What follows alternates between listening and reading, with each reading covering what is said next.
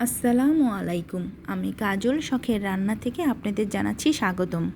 আজ আমি আপনাদের সাথে মজার একটি শামি কাবাব রেসিপি নিয়ে হাজির হলাম। কিভাবে অল্প সময়ে বিয়েবাড়ি স্টাইলের এই কাবাব আপনারা ঘরে বসেই বানাতে পারবেন, সেই রেসিপি আপনাদের সাথে শেয়ার করতে চলে আসলাম। তাহলে চলেন বেশি দেরি না করে আমরা মূল রেসিপিতে চলে যাই। আমি এখানে 1 কাপ পরিমাণে ছোলার ডাল ভিজিয়ে রেখেছিলাম 5 থেকে 6 ঘন্টা। তারপরে সেটা নিয়ে নিয়েছি। তারপরে এখানে গরুর মাংস এভাবে ছোট ছোট করে 400 গ্রামের মতন গরুর মাংস নিয়ে নিয়েছি। তারপরে আমি এখানে কিছু গরম মশলা, এলাচ, দারচিনি, লবঙ্গ, গোলমরিচ, তেজপাতা নিয়েছি একটা, আর শুকনো মরিচ, এই গোলগুলা শুকনা মরিচ নিয়েছি। তারপরে কাঁচা মরিচ আর পেঁয়াজ। তারপরে আমি এটা প্রেশার কুকারে সিদ্ধ করব। আমি সব প্রেশার কুকারে সব একে একে দিয়ে দিচ্ছি। আমি এখানে ছোলার ডালটা ঢেলে নিলাম। তারপরে আমি যে মাংসটা কেটে রেখেছি সে মাংসটাও আমি এটার ভিতরে দিয়ে দিচ্ছি। এভাবে সব একবারে দিয়ে দেব। তারপরে এখানে পেঁয়াজ কেটে রাখা সেই পেঁয়াজটা নিয়ে নিচ্ছি আমি এখানে। তারপরে কাঁচামরিচ নিয়েছি এখানে আমি 7 থেকে 8টা। আপনারা ঝাল কম খেলে এখানে কাঁচামরিচের পরিমাণ কমিয়ে দিতে পারেন। আর আমি তেজপাতা একটা নিয়েছি, তেজপাতাটা এখানে ছিঁড়ে দিয়ে দিলাম। আর সব গোলমরিচগুলো মশলাগুলো গরম মশলাগুলোর ভিতরে দিয়ে দিলাম। আর তারপরে আমি এখানে বাটা মশলা দিব।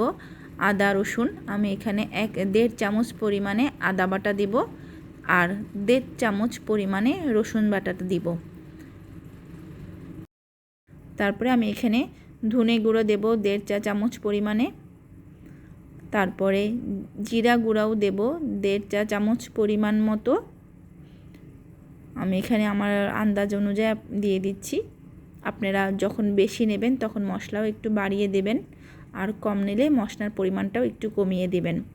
তারপরে আমি এখানে ধনে গুঁড়োও দিয়েছি 1.5 চা চামচ পরিমাণে। তারপরে মরিচের গুঁড়ো দেব আমি এখানে 1 চা চামচের মতন।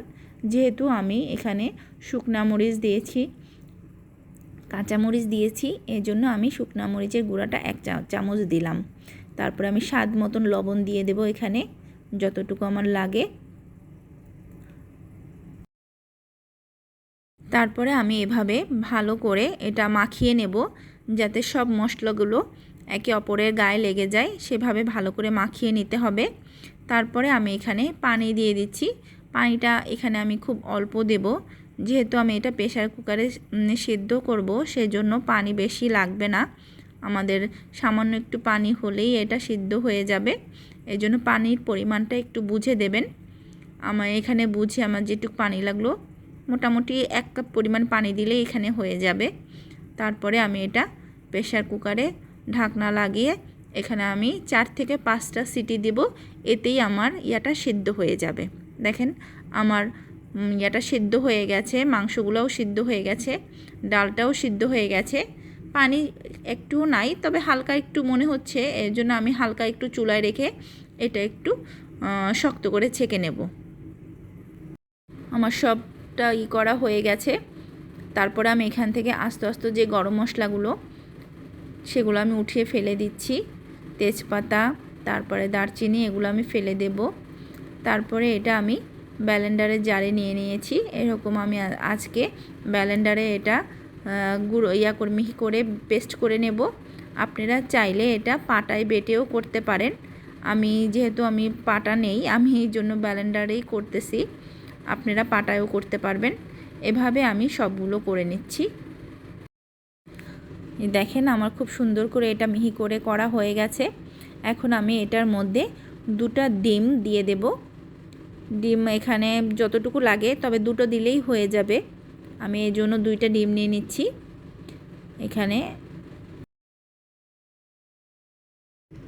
ডিম নেওয়া হয়ে গেছে। তারপরে আমি এখানে পেঁয়াজ বেরেস্তা করে রেখেছি। এখানে 1 কাপের মতন পেঁয়াজ আমি বেরেস্তা করে এভাবে মচমচে করে নিয়েছি। যখন আমি এটার ভিতরে দিব, তখন এইভাবে হাত দিয়ে একটু কষলে পেঁয়াজের বেরেস্তাগুলো একটু ভেঙে ভেঙে নেব। এভাবে ভেঙে নেব। এটা দিলে আসলে আপনারাও দেওয়ার চেষ্টা করবেন। এটা দিলে ফ্লেভারটা অনেক সুন্দর আসে, আর খেতেও অনেক মজা লাগে। এর জন্য আমি 1 কাপ পরিমাণে পেঁয়াজের বেরেস্তা এখানে দিয়ে দিলাম। তারপরে আমি ডিমের সাথে সব একসাথে ভালো করে এটা মেখে নেব।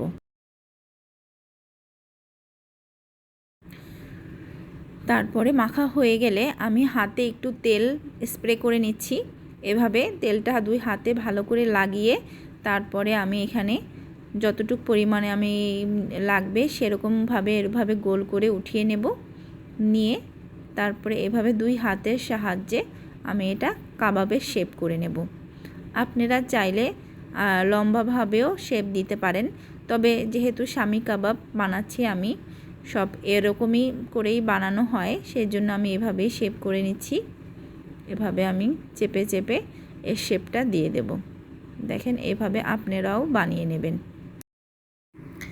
আমি এভাবে সবগুলো শামি কাবাব এভাবে বানিয়ে নেব। বানানো হয়ে গেলে আমি এটা ডিপে রেখে দেব, একটু ছড়ানো প্লেটে করে ডিপে রেখে দেব 2 ঘন্টার জন্য। তারপরে এটা আমি উঠিয়ে জিপলক ব্যাগে করে ডিপে সংরক্ষণ করতে পারবো। আপনি 1.5 থেকে 2 মাস এটা সংরক্ষণ করতে পারবেন, আর যখন ইচ্ছে তখন আপনারা এটা ভেজে খেতে পারবেন। তাহলে চলেন এবার আমি আপনাদের একটু ভেজে দেখাই।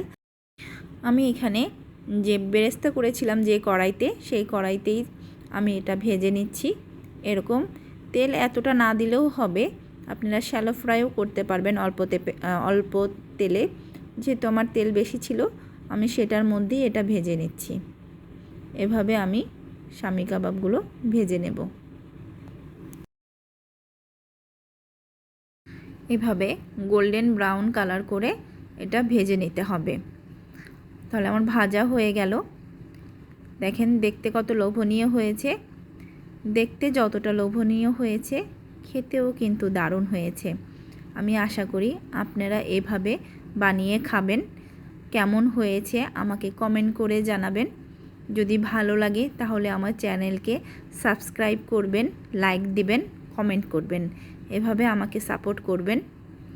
আজ তাহলে এ পর্যন্তই। আরও নতুন নতুন অনেক রেসিপি নিয়ে আমি আপনাদের সামনে হাজির হয়ে যাব।